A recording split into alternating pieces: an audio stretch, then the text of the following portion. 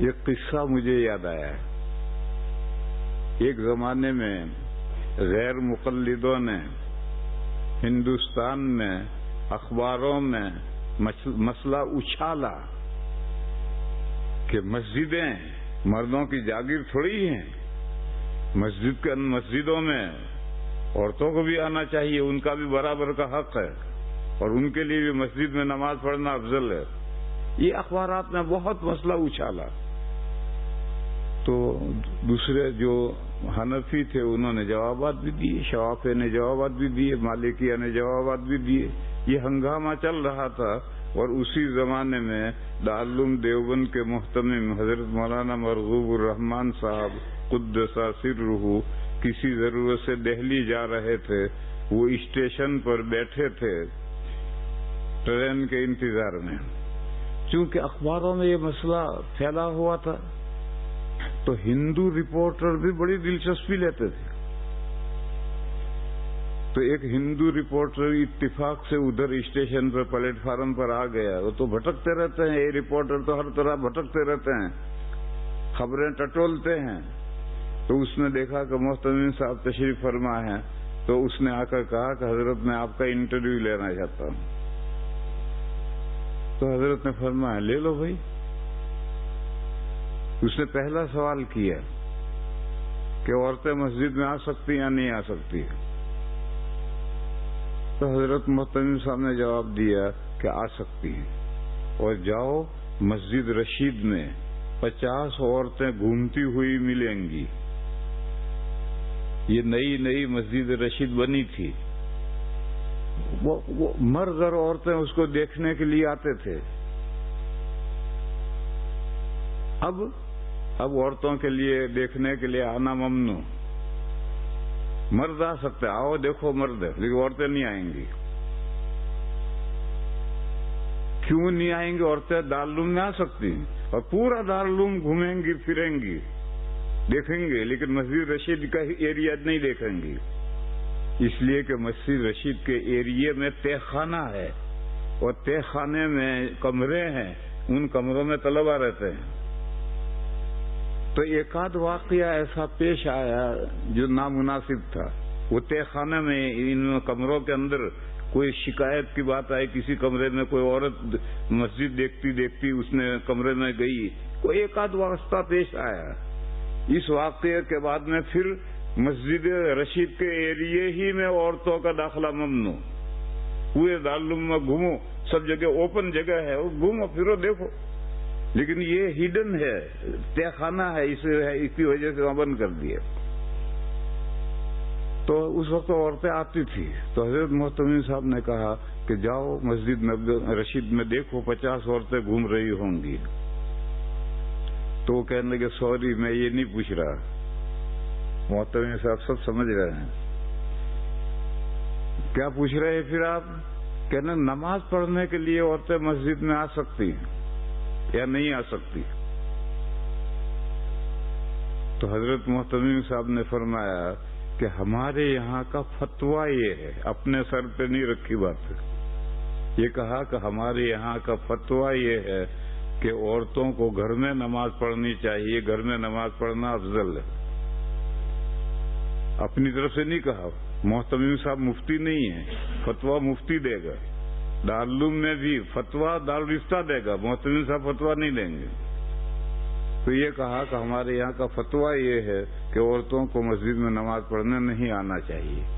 تو اس نے فوراً کہا ہے کیوں نہیں آنا چاہیے؟ کیا مسجدیں مردوں کی جائیداد ہیں، جاگیر ہیں کہ مرد ہی نماز پڑھنے آئے، عورتیں نہیں آئیں؟ یہی وہ سوال کرنا تھا اسے. تو حضرت محتمم صاحب نے فرمایا کہ مسجدیں مردوں کی جاگیر نہیں ہیں، عام ہیں سب کے لیے. عورتوں کے لیے بھی آنے کا حق ہے نماز پڑھنے کا، تنہا بھی نماز پڑھنے کا حق ہے، اور جماعت سے نماز پڑھنے کا بھی حق ہے. لیکن زمانہ فتنے کا ہے، اس لیے فتویٰ یہ ہے کہ عورتوں کو مسجد میں نماز پڑھنے نہیں آنا چاہیے. تو وہ کہنے لگے فتنے کا فتنہ؟ ہم تو یہ سمجھتے ہیں کہ مسجدیں امن کی جگہیں ہیں، اور آپ کہتے ہیں کہ مسجدوں میں فتنہ ہے. تو حضرت نے فرمایا مسجدوں میں فتنہ نہیں ہے، مسجد تو امن کی جگہ ہے، لیکن ہر عورت مسجد کے قریب بسی ہوئی نہیں ہے.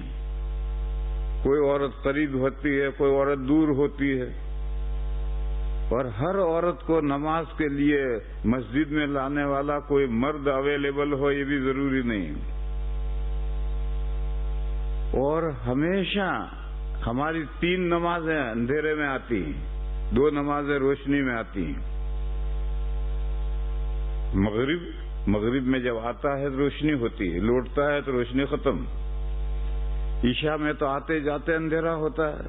فجر میں جب آتے ہیں تو اندھیرا ہوتا ہے، جب جاتے ہیں تو روشنی ہو جاتی. تو ہماری 3 نمازیں اندھیرے میں آتی ہیں. اور بجلی کا ٹھکانہ نہیں، اس کو آپ یہاں نہیں سمجھ سکتے، اس کو یہیں ہندوستان میں آ کر سمجھے. ایک رات میں 1 ماچس ختم ہو جاتی ہے. بجلی بھاگ گئی، موم بتی جلائی، بس جل کر تیار ہوئی اور پھر بجلی بھاگ گئی، اور پھر بجلی آ گئی تو اب پھونک مار کے موم بتی جلا دی، بجھا دی کہ پھر بجلی بھاگ گئی تو پھر ماچس اگلی جلائی. ایک رات میں 1 ماچس ختم ہو جاتی ہے. اتنی مرتبہ جاتی ہے اور آتی ہے، اور کوئی اعلان نہیں کرتی کہ میں جا رہی ہوں، آ رہی ہوں.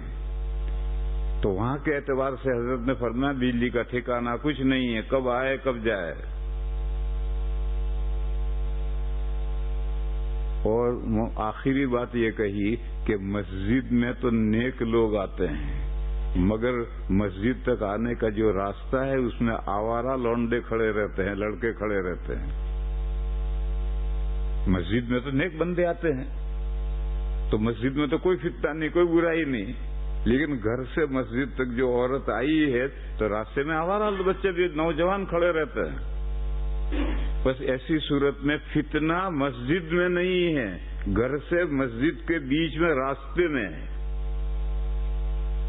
اس لیے ہمارے مفتی فتویٰ یہ دیتے ہیں کہ عورتوں کے لیے گھر میں نماز پڑھنا بہتر ہے. تو اس نے اقرار کیا، کہنے لگے محتمی صاحب آپ صحیح فرماتے ہیں، زمانہ بہت برا ہے، زمانہ بہت برا آ گیا ہے، راستے میں فتنہ پیدا ہو سکتا ہے. مسجد میں چاہے فتنہ نہ ہو لیکن راستے میں فتنہ پیدا ہو سکتا ہے. اس نے اقرار کیا. تو میں نے عرض یہ کر رہا تھا کہ عورتوں کو جو گھر میں نماز پڑھنے کی فضیلت بیان کی گئی، مسجد میں آنے سے روکا گیا ہے، وہ بھی زنا کے سد باب کے لیے. اور اسلام جب کسی چیز کو بہت سنگین بات کو حرام قرار دیتا ہے تو اس کے دور تک جتنے سوراخ ہوتے ہیں ان سب سوراخوں کو بند کرتا ہے. تو اب یہ سمجھنا چاہیے کہ عورتیں چہرہ چھپا کر گھر سے کیوں نکلے. اپنی ضرورت کے لیے عورت تو نکلے گی، چہرہ چھپا کر کیوں نکلے؟ تاکہ زنا کا وجود نہ ہو. عورت گھر میں نماز پڑھے کیوں پڑھے؟ افضل اس کے لیے بہتر یہی ہے کہ گھر میں پڑھے کیوں پڑھے؟ مسجد میں نماز پڑھنے کیوں نہ آئے؟ وہاں ثواب زیادہ ملے گا، یہاں کم ملے گا. کیوں؟ زنا کو روکنے کے لیے. تو میرے بھائیوں، جب قرآن کریم کسی نہایت سنگین بات کو جب شروع کرتا ہے تو تمام سوراخ بند کرتا ہے.